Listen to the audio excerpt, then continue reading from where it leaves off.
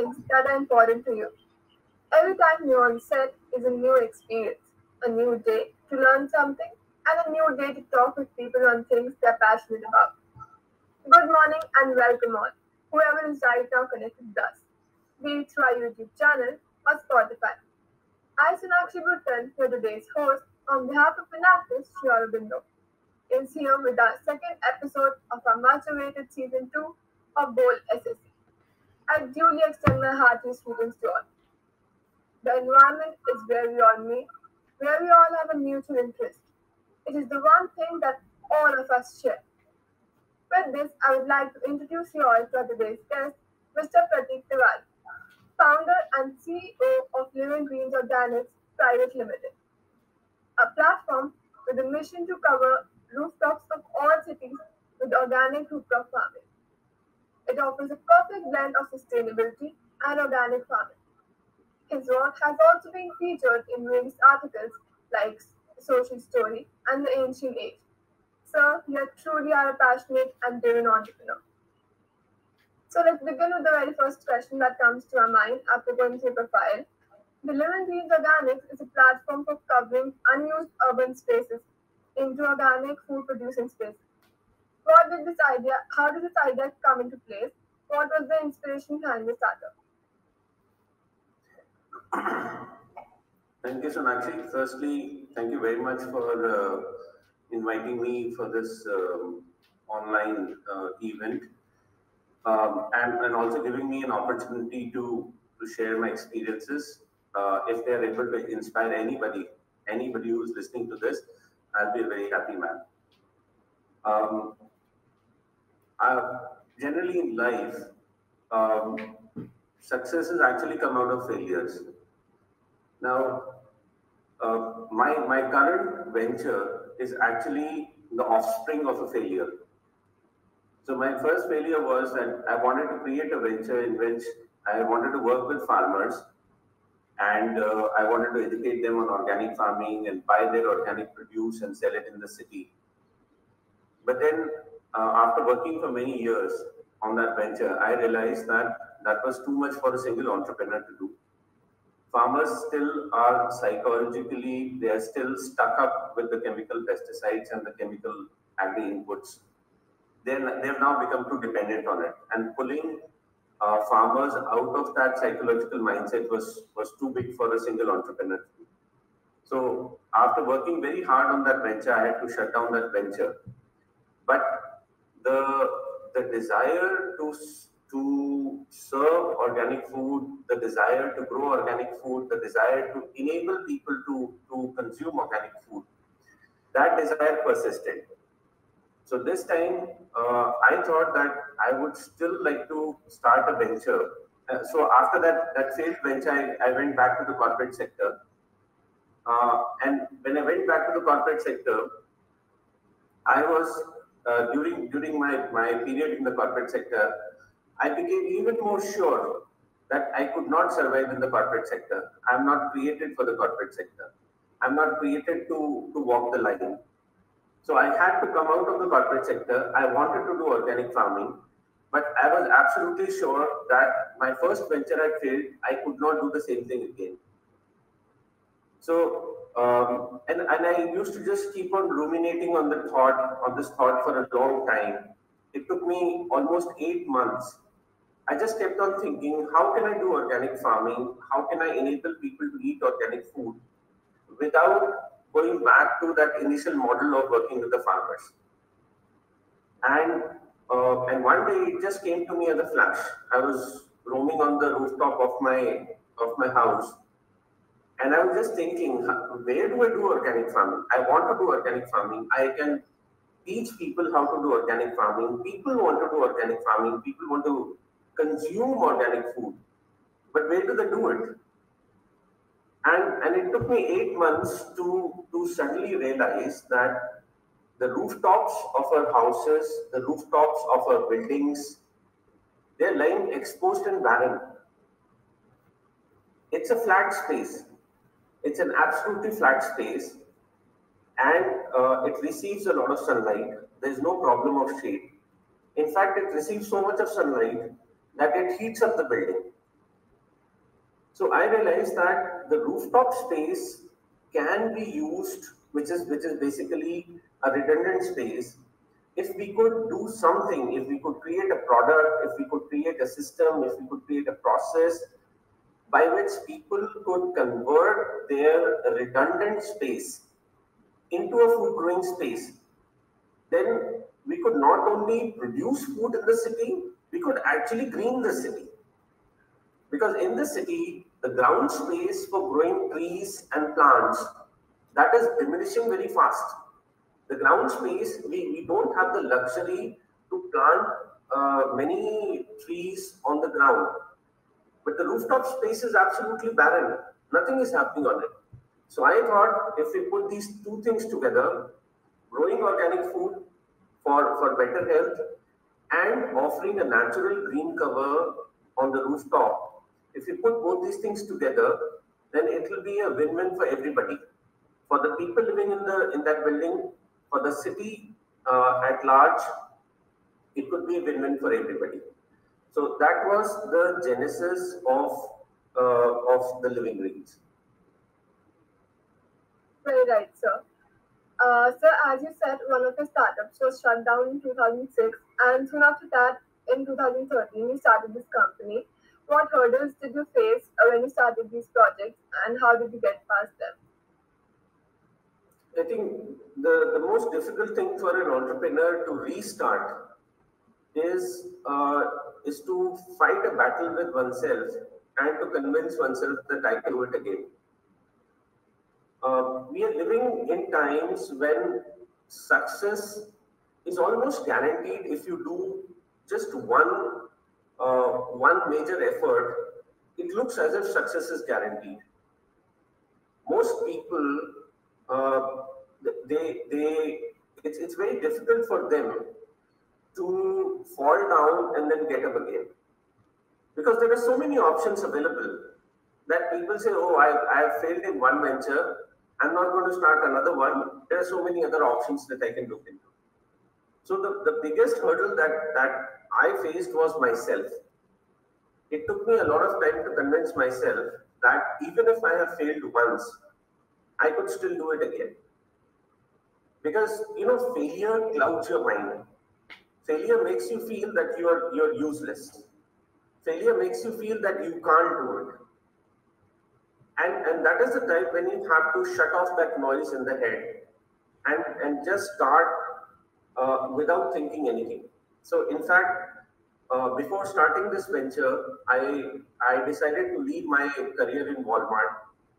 Uh, that was the highest point of my career.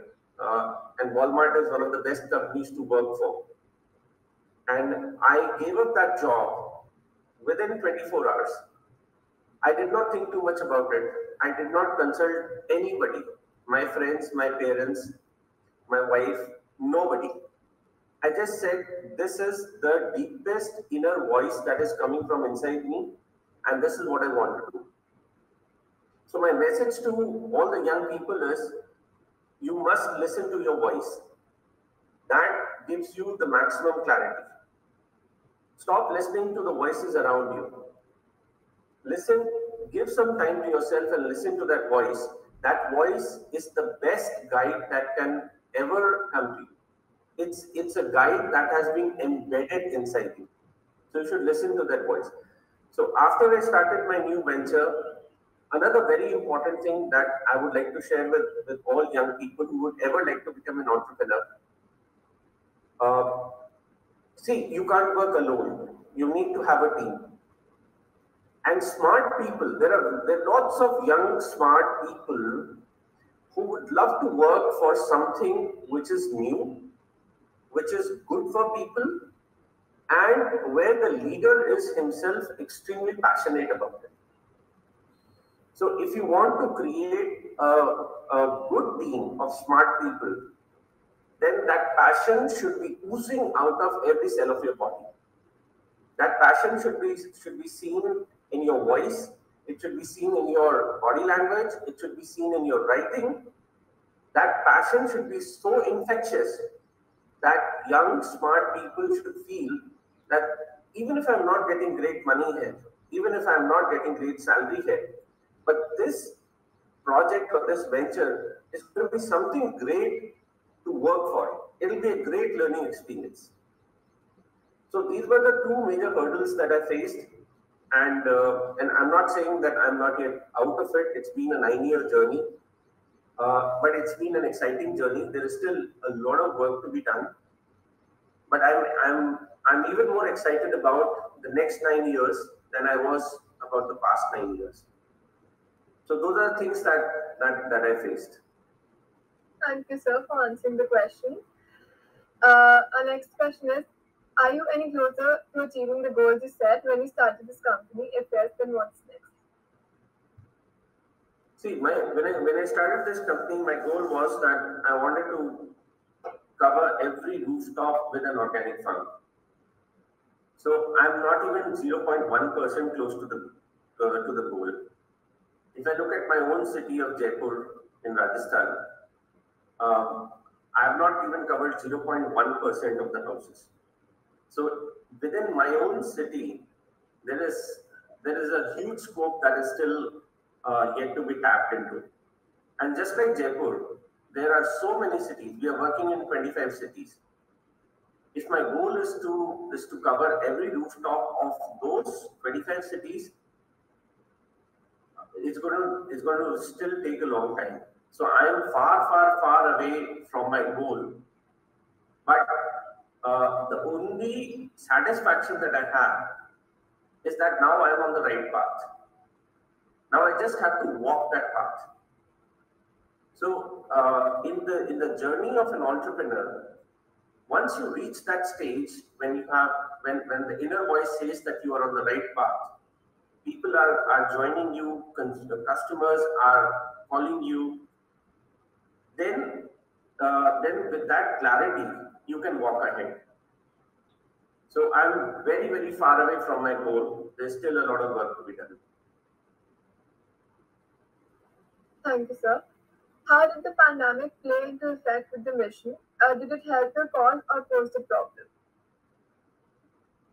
See, when the pandemic hit, just like every entrepreneur or every business owner, it was a it was a devastating shock for me. And all around me, all that I could see was fellow entrepreneurs. Uh, they were closing down. Uh, Team members were leaving. People want to go back to their hometowns. There was not even any labor available to do even daily tasks. In the initial days, it was like going into a black hole of despair, and and there was a cloud of uncertainty that had suddenly come over my venture. Now, once again, I had to pick up the pieces and I had to start thinking. And my inner voice said that there is an opportunity here. The smart ones will find the opportunity, and uh, those who despair, they will just close down. So I completely moved. I completely shifted my focus to online marketing because I realized that almost everybody was now online. Initially, before the pandemic, less people were online. They used to be online maybe at the end of the day or maybe early morning. But during the pandemic, everybody was online, and there was some great content that was available online. And I thought that this is the time when I could reach millions of people with my message, and I could tell people that if you are sitting at home, if you're not able to go out, why don't you start growing organic vegetables in your own house? The challenge was that I could not send my team. I could not send my team for installation. I could not send my team for maintenance. So then we created a completely online model, which is called a direct to customer model, in which we were only sending our products and everything else was happening online. We were guiding people to do installation through self installation videos. We were guiding people through WhatsApp to grow their vegetables on a daily basis. So during the peak of the pandemic, We were all working from our homes. My organic experts, they were suddenly connected with over 1,000 people across the country. And every morning for 4 to 5 hours through WhatsApp, they were guiding those 1,000 people to grow their vegetables. And these 1,000 people were sitting in various cities. So the pandemic forced me to rethink my business model and, and create an absolutely new business model in which my dependence on physical movement was reduced to absolute zero. That means I could continue to operate from Jaipur, Rajasthan, and work in 25 cities despite the fact that I was physically not present in those cities. So that opened a huge opportunity for me, and we continue to work on that opportunity and gain a lot of success in that opportunity. So the pandemic actually turned out to be a blessing in disguise. Very right, sir. Can you explain in depth how does rooftop farming works and what are benefits and challenges do individuals and institutions face? How can we work to overcome them? See, as far as rooftop farming is concerned, when I got started, rooftop farming meant at that time people were doing rooftop farming by dedicating a piece of their rooftop. They were waterproofing that portion of the rooftop. They were using bricks to create some beds. They were filling soil in those beds. They were putting soil on the rooftop. I mean, everything wrong that can be done was happening. Okay. Uh, so my biggest challenge was that I needed to create a very simple product which could be installed by anybody, even senior citizens more than 70 years of age. They should also be able to install. Secondly, I needed to set up a farming process which was so simple that just by investing 20 to 30 minutes every day, you can grow your organic vegetables.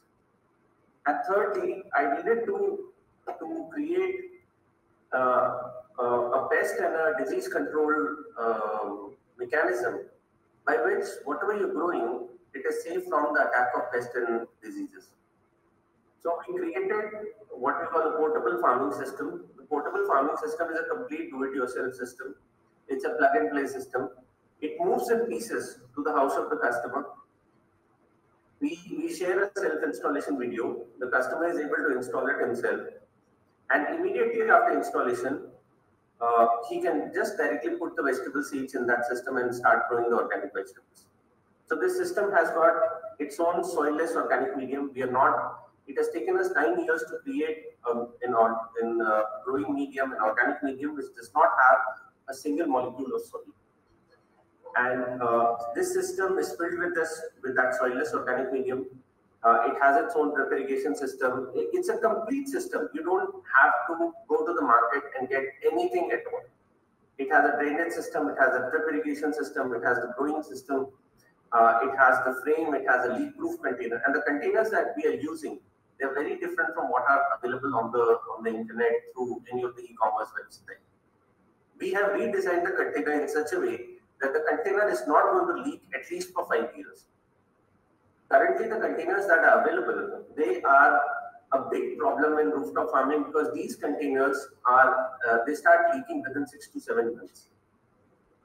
So we redesigned the container. So everything comes together as one single system, which is called a portable farming system.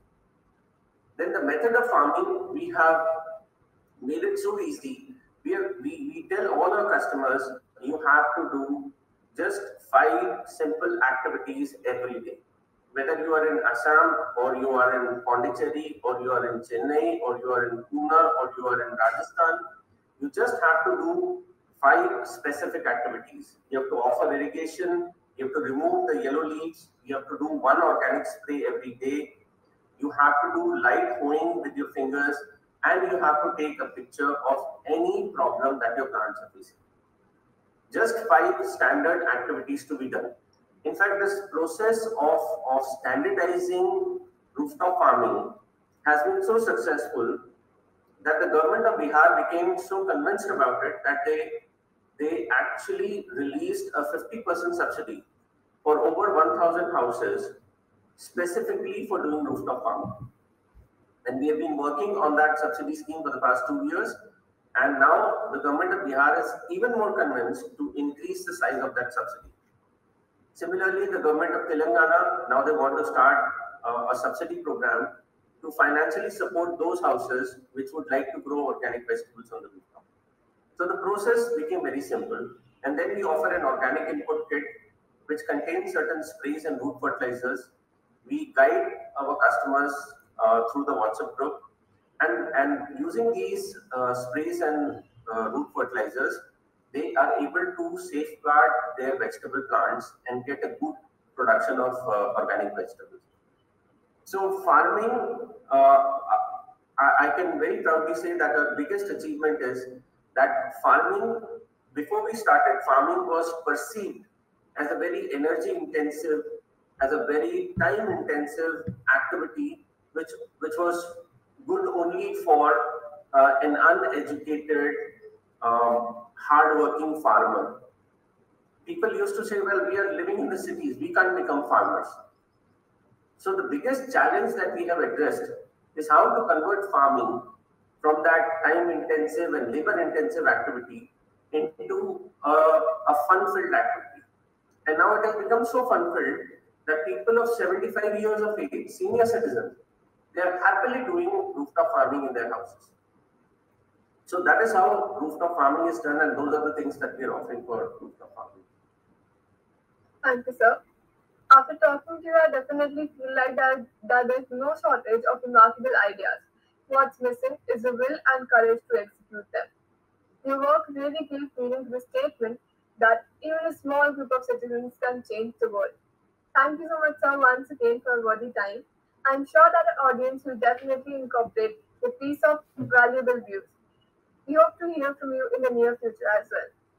That was it for today's episode of Bold SSC. Reach out to us with any questions, suggestions, and recommendations.